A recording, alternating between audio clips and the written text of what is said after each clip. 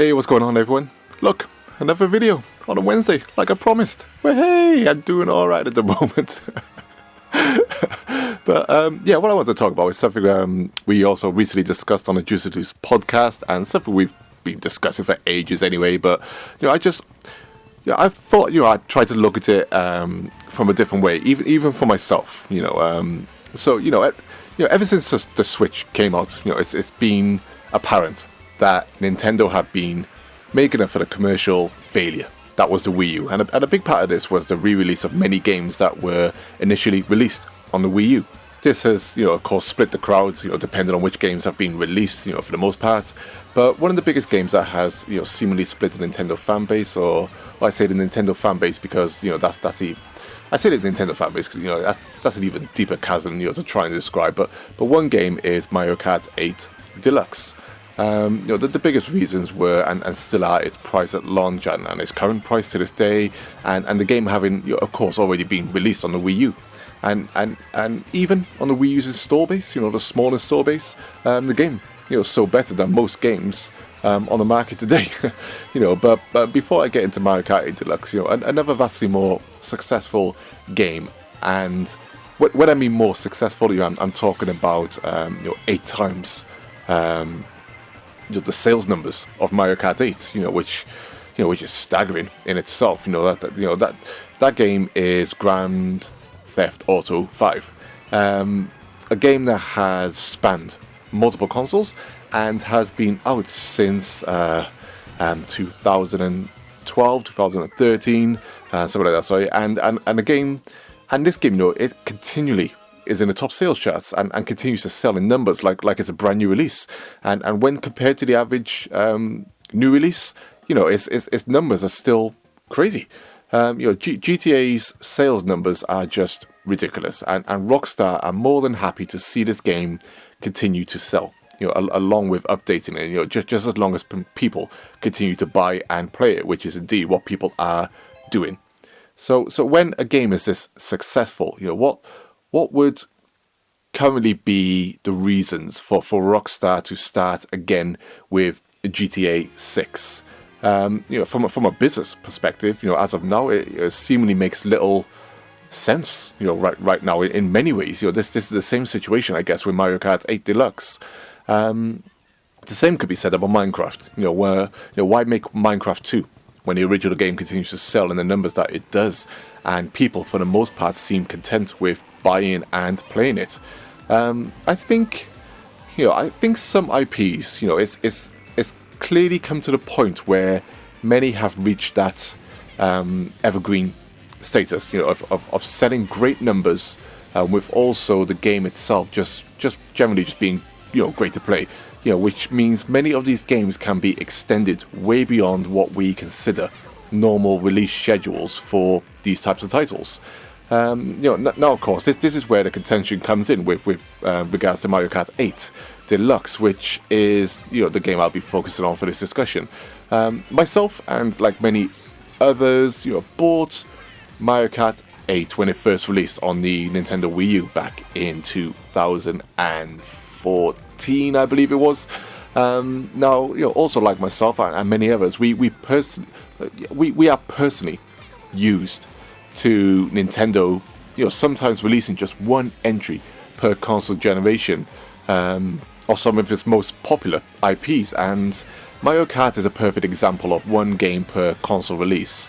So, of course, after the short life of the Wii U, the Switch comes in and we get an updated version of Mario Kart 8, which is Mario Kart 8 Deluxe, which added in more characters and more karts and the type of battle mode that we all begged for during the Wii U release.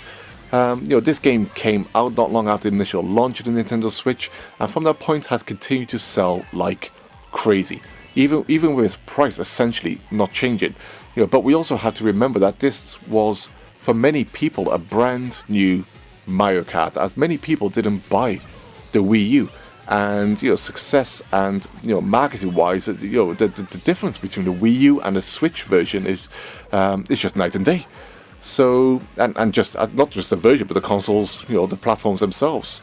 So for me, To this day, Mario Kart 8 Deluxe is the only Nintendo-made Wii U port I've bought for the Switch. The reasons why I bought it, again, one, as for myself, I barely had any friends online with the Wii U. And since I've been on YouTube making my own videos, I've also hooked up with the Juices Loose crew and other people. So my chances of actually playing more Mario Kart and Nintendo games online, went right up. And second, my children love Mario Kart, and we all played a lot. A lot of Mario Kart 8 on the Wii U. But at the same time, my youngest, who's only 5, also struggled to stay in the races. She was younger back then. So the inclusion of driving assists in the Switch version, for me, was probably the biggest factor in buying this version, believe it or not. Now, of course, the only version we play now is the Switch version because it essentially has the best of all worlds, right? So, am I part of the problem? Maybe, maybe not.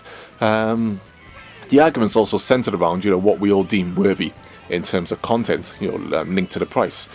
If these features had been added to the Wii U version, would I have bought the Switch version? No. No, I wouldn't have. And these are where the other arguments come in, about what certain ports add in terms of real value.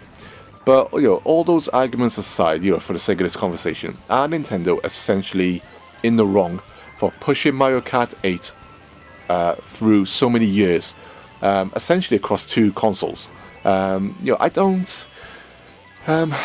starting to feel I don't think that they are, but at the same time, I want and would prefer Mario Kart 8 for my Mario Kart 9, for my Nintendo Switch. I want Mario Kart 9. This is all because, of course, that I've played and owned every Mario Kart game ever released on Nintendo platforms.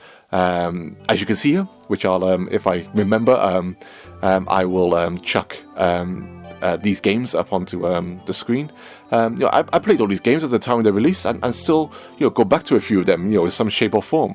So for me, I've come to expect a new Mario Kart from Nintendo every console generation. So I've also then come to expect one for the Nintendo Switch. But am I right in my wants and desires from this company? I still play Mario Kart 8 to this day, not just because it's the latest Mario Kart, but also because it's, in my opinion now, the best Mario Kart ever made, and still plays like a dream. But also at the same time, after Mario Kart 7, I also started to wonder what else could they do with this series. Mario Kart 8's evolutions from Mario Kart 9 are exactly that, just evolutions, and the main gimmick of going upside down doesn't really change the core gameplay of Mario Kart, but probably just more lends weight to how crazy they can make the tracks look, from a somewhat logical point of view. Although Mario Kart tracks have never really, I've never really cared too much about how what's logical, and and I don't think that should ever change. And we can see the same or similar trend with Super Smash Bros. Right? Even though this game adds a level of content beyond most other games, we keep on asking ourselves, where can the series go from here? And I'm pretty sure most of us will be content with playing this, Super Smash Bros. Ultimate, for many years to come. But we also know that Smash has had a lot more money pumped into it, I feel. So making this game last longer than normal wouldn't be a surprise. So when it comes to Mario Kart 8 Deluxe, Nintendo are making lots of money off it. It still plays and looks great, and the attachment rate and sales-wise, it's the number 1 game on the Switch. I think it's sitting at around like 19 million sales, at the time of this video, which is also based on the current, Switch sales. Which, if we think about it, I think it's like nearly 48% attachment rate. As I believe the Switch, is sitting around 40 million sales, as of now. 48% attachment rate. What would most developers give for those type of numbers, huh? It's just crazy. I'm personally not completely tired of Mario Kart 8. Sure, I don't play it as much as I used to, but since I've technically been playing it since 2014, that's completely understandable. But of course, at the same time, I would kill for Mario Kart 8 on the Switch, and or more DLC for Mario Kart 9, which is something I think Nintendo should really do. If this is going to be the only Mario Kart on the Switch, let's get some more DLC tracks in, which was amazing on the Wii U. It's such a highlight for the game and for that series. But then, who am I to, at the same time, to demand that Nintendo makes a new Mario Kart when this one still sells so well, and we technically got some extra content with this new version. If we look at it from that point of view, I suppose would I complain if this became a trend for Nintendo? Of course I would. I really feel I would. Same reasons why I complained about all of the PlayStation 3 ports in the early years of the PlayStation 4. But I think at least in this case, we can all treat Mario Kart 8 coming from the Wii U as a rare anomaly. In terms of such a short life that the Wii U had. And I'm sure, fingers crossed, that we'll see Mario Kart 9 at some point in the near future. As of now, Mario Kart 8 is just a raging success for the Nintendo Switch, and that's just something I suppose us lamenting Wii U owners need to accept, maybe, and deal with. Whether that means we feel like we, as Switch owners, lose out a little to something new. Us Wii U owners, us, one of those 10 million people who bought the Wii U. But sometimes some games are worth their time on the market, and sometimes companies just want to make that money. And as much as we love Nintendo, they know when and how they can make money, whether we like it or not. And Rockstar, know this with GTA 5 as well. So, Mario Kart 8 is always going to be an anomaly, I feel. It's hard to knock its success. We can't knock the game because it's still amazing. We got some extra content for us Wii U owners. It's starting to get a bit long in the tooth now. But Mario Kart 8 is just an amazing package. And, it's been on the market now for a few years. Yes, across 2 consoles. But still in this, if you think about it, it's still running the average lifespan, perhaps, of what a Mario Kart would normally run. I might just go for a bit longer.